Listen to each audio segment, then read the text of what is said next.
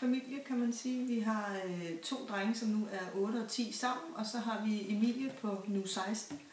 2 af dem er så store, så de skal have egne værelser.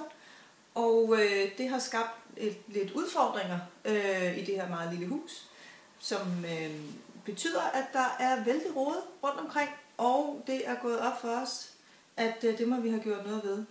Vi har bare ikke overblikket eller evnen til at gøre det.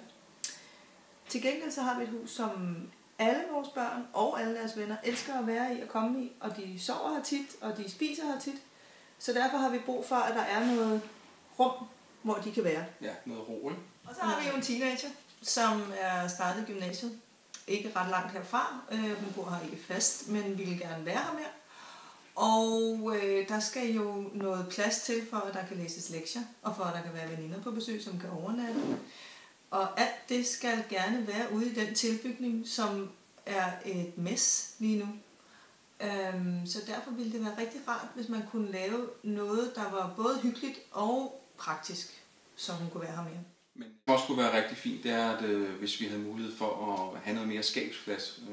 Vi har skrå væg op på første sal, og hernede der har vi heller ikke rigtig noget vægplads til at få skaber. Men jeg synes egentlig altid, at jeg har været god til at få det bedst mulige ud af de rum, vi har til rådighed. Jeg har bare sådan tabt min mojo hen ad vejen med hensyn til at skabe plads, eftersom børnene er blevet større. Og de har nogle andre krav nu til, hvordan, altså der er de to storheder vil gerne have deres eget værelse.